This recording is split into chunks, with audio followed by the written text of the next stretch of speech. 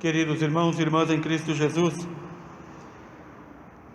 nestes 7 anos que aqui estou, nesta paróquia, é a primeira vez que nós celebramos na paróquia, porque aqui na cidade de Bagé temos o costume de reunir as paróquias e fazer uma única celebração na Igreja Nossa Senhora Auxiliadora e, ao mesmo tempo, depois uma única procissão. A pandemia, a famosa pandemia chinesa, trouxe novidades que não são tão novas. Voltamos à prática antiga, que cada paróquia celebre com sua procissão, com o seu povo, a solenidade do Santíssimo Corpo e Sangue de Cristo, que todos os anos não muda de data, a não ser porque é na quinta-feira após a festa da Santíssima Trindade, que celebramos no domingo passado. Esta solenidade, que é uma solenidade, enquanto solenidade é recente na Igreja, no entanto, desde cedo, nossos irmãos na fé perceberam que aquilo que de mais valioso nós temos não são os cálices, não são os paramentos belos, não são os templos. Aquilo que de mais precioso e deve ser custodiado, guardado, venerado, amado e adorado com todas as forças é o próprio corpo do Senhor. E por isso a necessidade desta festa, para recordarmos o quê? Novamente vem à nossa memória, ao nosso coração, aquilo que São Paulo nos ensina, que em cada Santa Missa nós celebramos, nós fazemos memória, é o chamado memorial, nós fazemos memória e celebramos a morte de Cristo.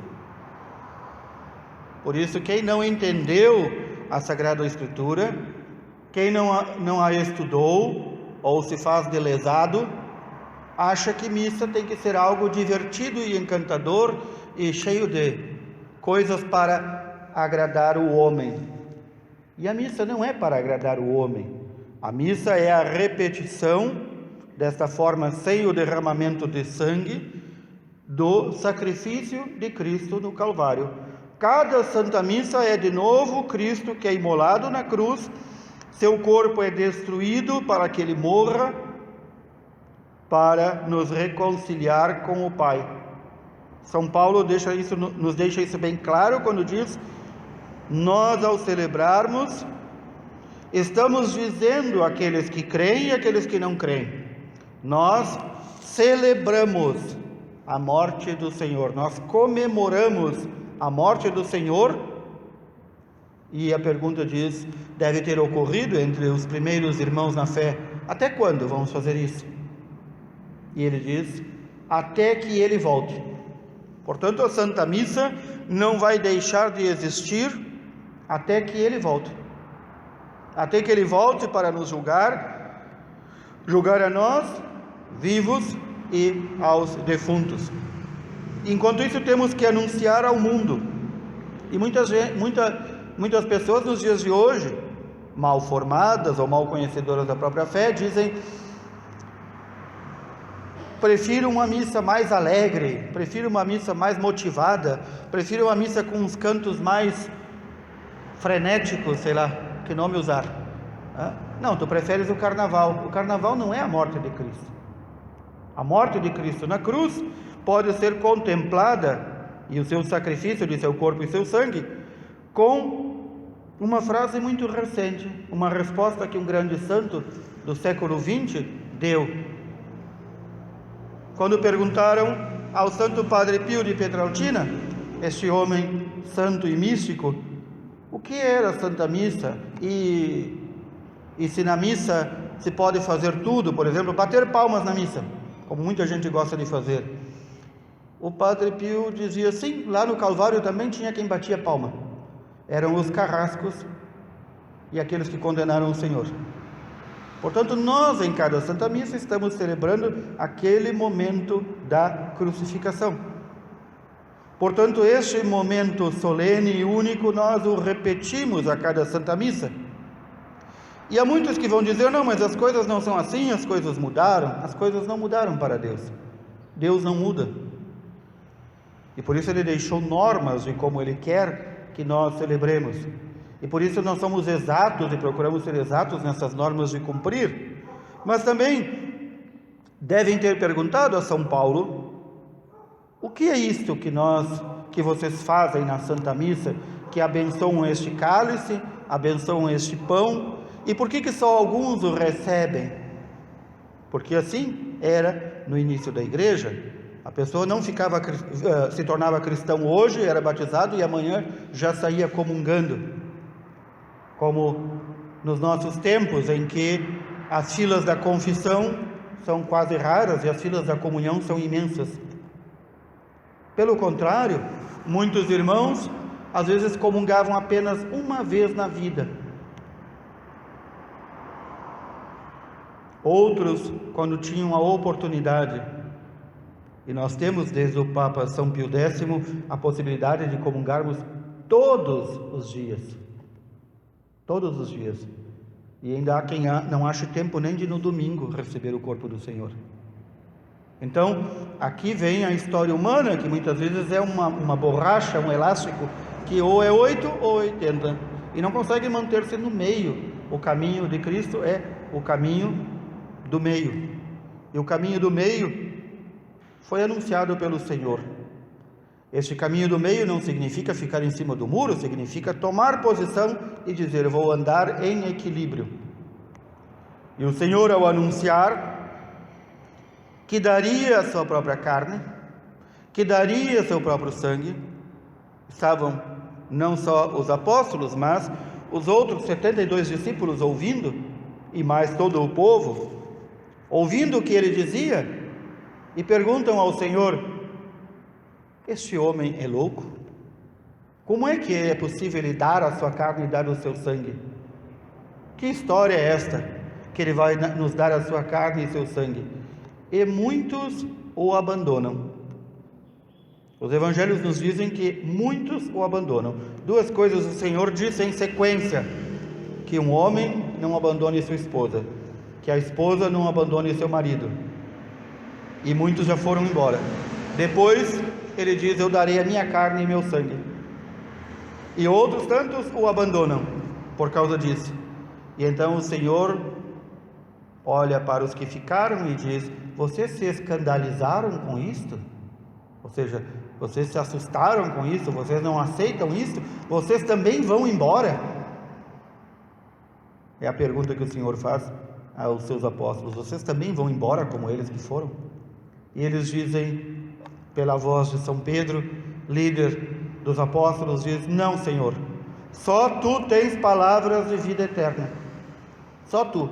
Ou seja, aquilo que Tu ensinas é a verdade, nos dá a verdadeira vida. E então o Senhor complementa neste evangelho que hoje ouvimos, a minha carne que eu darei, o meu sangue que eu darei, é para dar vida a vós. Trocando em miúdos, o Senhor está nos dizendo bem claro, a vida que nós vivemos aqui não é verdadeira vida. A verdadeira vida é junto a Deus Pai no céu. Mas nós já podemos antecipar esta vida de intimidade, de conhecimento da Santíssima Trindade. Este conhecimento mais perfeito de amor ao Pai. Viver no Pai e o Pai viver em mim. Como? Diz Jesus. Deixem que eu viva em vós e vós vivereis em mim. Por que isso? Porque como Jesus diz, eu vivo e meu Pai vive em mim. E eu vivo no meu Pai.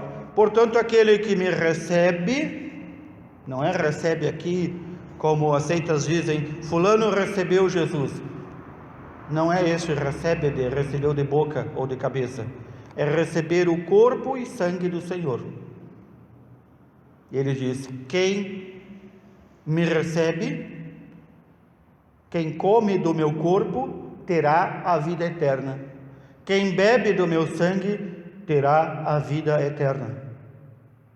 Não só a Eucaristia, que nós chamamos o corpo e sangue do Senhor, ele é esta fonte de vida que nos dá a vida verdadeira já aqui na terra, como ela é alimento, porque nos alimenta, não por causa do pão ou do vinho, mas ela é verdadeiro alimento. Por isso que o Senhor diz: a minha carne é verdadeira comida, o meu sangue é verdadeira bebida. Fazendo novamente essa contraposição entre a vida que vocês têm não é a vida verdadeira, pois agora eu vou dar a vida verdadeira, e para a vida verdadeira é necessária uma comida verdadeira e uma bebida verdadeira. Não é esta comida que se come e vai para a fossa. Ou Jesus, recordando ao seu povo, diz assim: não como aquele maná que vossos pais comeram no deserto, o maná que Deus mandou de alimento para eles do céu, e todos morreram, porque aquele maná foi só para conservar o corpo. Este alimento que eu vou dar agora é para conservar o corpo e a alma, é para conservá-los, para nutri-los. E neste dia nós recordamos tantos símbolos da Eucaristia, como diversas vezes já tivemos oportunidade de falar. Se nós olharmos bem as nossas igrejas antigas, que ainda não foram destruídas, nós vemos muitas vezes o pelicano, aquela ave, o pelicano, com os seus filhotes embaixo, e o pelicano furando a bicada do seu peito e dando o sangue aos seus filhotes. É o símbolo de Cristo, que tira da sua própria carne para alimentar a seus filhos.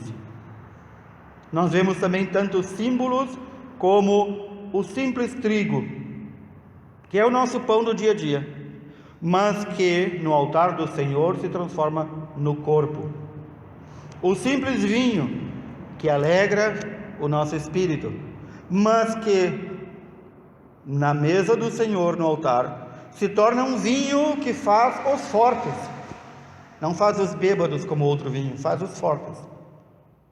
E aqui neste contexto de nós entrarmos em explicar o que é esta verdadeira vida, o que é esse verdadeiro alimento, nós dizemos uma expressão, uma palavra muito séria, chama-se participação. Todos nós sabemos o que é participar de um grupo. Fulano, fulana participa daquele grupo. Muito bem, nós podemos participar de qualquer grupo aí que tiverem no mundo, que existirem no mundo, mas nós não somos o grupo. No entanto, na Eucaristia, ao participarmos da mesa do Senhor, ao recebermos o corpo do Senhor, o Senhor se torna em nós e nós nos tornamos nele. Há um processo aqui diferente. Essa participação se torna identificação. É isso que a Eucaristia faz. Quanto mais nós recebemos o corpo e sangue do Senhor, mais nós nos tornamos idênticos a Ele, iguais a Ele. Portanto, a Eucaristia também, além de alimento, ela é o corpo e sangue do Senhor, é aquilo que nós chamamos o construtor de santos. Essa identificação com Jesus não é uma identificação física, não é uma identificação de uma moral externa, é uma identificação interior. E por isso que o Senhor diz que quem come a minha carne, quem bebe meu sangue, permanece em mim e eu nele. Permanecer não é ficar uns instantes, é fazer parte daquilo, ou seja, fazer parte dele e ele fazer parte de nós. Por isso que a Sagrada Eucaristia, desde o início, os apóstolos assim nos ensinam, a igreja assim nos ensina, e também São Paulo repete muitas vezes sobre isso, não deve ser recebido indignamente. Nós ouvimos a sequência da solenidade do Santíssimo Sacramento, nós ouvimos apenas a forma breve que foi cantada. Ela é muito mais extensa, mas essa forma breve diz-nos algumas coisas que não nos devem passar em branco. Diz assim: eis o pão que os anjos comem. Os anjos lá no céu não comem nada, né? São puros espíritos, eles não comem nada. É uma forma simbólica de dizer, é o pão, esse que nós recebemos, a Eucaristia, é o alimento, verdadeiro alimento, não um alimento como o nosso. Portanto, o que é que os anjos comem? Os anjos permanecem em Deus e Deus permanece neles. Os anjos não comem nada. Então neste poema belíssimo, escrito segundo se conta por São Tomás de Aquino, é o pão que os anjos comem, transformado em pão do homem. Só os filhos o consomem. Aqueles que não são cristãos não podem receber a Eucaristia. E diz assim: não será lançado aos cães. Não é comida ordinária, não é comida do dia a dia. É o próprio Cordeiro de Deus que nos foi dado. É o verdadeiro pastor, o pão de verdade, o pão verdadeiro. E este penúltimo verso diz de forma tão bela: piedade, ó Jesus, piedade. Este é o sentimento com o qual devemos nos aproximar da Santíssima Eucaristia, do corpo e sangue do Senhor, pedindo piedade, porque nenhum de nós é digno de recebê-lo. Nenhum de nós. Pensemos, queridos irmãos e irmãs, todos nós só devemos receber o corpo e sangue do Senhor estando sem pecados mortais. E, no entanto, ainda assim devemos pedir piedade, perdão, porque nem assim somos dignos de receber o Senhor. E mais ainda, utilizando uma linguagem tão comum ao nosso tempo, nenhum de nós tem direito a receber o Senhor. Nesta época em que nossos direitos civis já foram tanto tirados, muita gente por aí esbravejou e gritou e disse: eu tenho direito à missa, eu tenho direito à Eucaristia. Não tem coisa nenhuma, nenhum de nós tem. É um dom, é Deus que nos dá. Como é que eu vou exigir direitos de dons do Senhor? E podemos ver aqueles que eu pelo menos conheço entre nós, aqueles que mais gritavam exigindo os seus direitos da Eucaristia, exigindo os seus direitos da Santa Missa, até agora não apareceram. Estão ainda aí pulando apenas nas redes sociais, mas até agora não apareceram. Estão exigindo algo que nem sabem o que querem. Mas nós que aqui estamos, que somos um pequeno grupo, nós podemos muito bem dizer: nós sabemos, Senhor, que não temos direito ao teu corpo e ao teu sangue, mas sabemos também que nós necessitamos dele como alimento. Por isso se diz tantas vezes que a Eucaristia é alimento que não só nos conserva a verdadeira vida, a vida do Filho de Deus em nós, como nos mantém firmes. E por isso a Eucaristia é alimento que forja santos. Procurem, queridos irmãos e irmãs, um santo na história que não tenha se alimentado o máximo que pôde da Santíssima Eucaristia. Nós dizemos muitas vezes que um sinal de predestinação, um sinal de que alguém vai ser santo, é o seu amor à Mãe de Deus, e está correto. Mas um sinal de santidade também e o sinal maior é aquela que procura por todos os meios, estando sem pecado mortal, receber o Senhor, quantas vezes puder, porque sabe que necessita da Eucaristia. No tempo de São João Maria Vianney, padroeiro de nós padres, apareceu um dia, como deve ter aparecido muitas vezes, também para mim já apareceu isto, um jovem que já havia se confessado tantas vezes, e o padre São João Maria Vianney perguntou: por que você não vai receber Jesus na Eucaristia? Ele dizia: porque eu sou indigno. E São João Maria Vianney diz: sim, nós todos somos indignos, mas necessitamos da Eucaristia para nos santificar. Necessitamos da Eucaristia para receber a força de não cair novamente nos velhos pecados. porque este é o único alimento que nos livra de uma vida de pecado. São João Bosco dizia a seus jovens: um jovem que se aproxima frequentemente da confissão e da Eucaristia não cai, não peca, porque a Eucaristia, o corpo e sangue do Senhor, é que forja os santos, é que alimenta os verdadeiros filhos.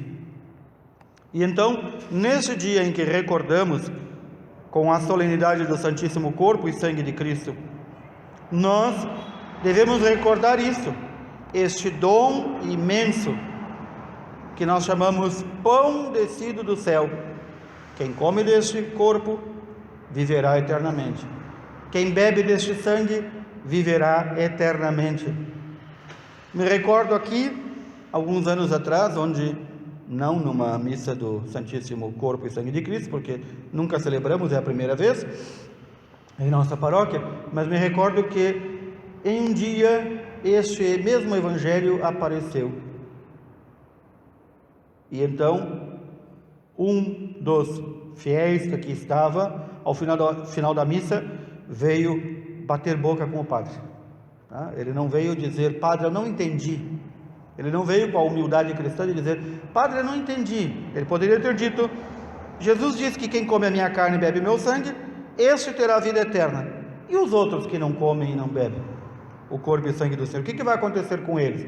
Isso seria a humildade cristã de perguntar. Este filho de Deus disse assim: padre, eu não aceito que é assim. Eu disse: se o senhor aceitar, ou eu aceitar, ou deixar de aceitar, não muda nada, né? Coloque-se no seu lugar.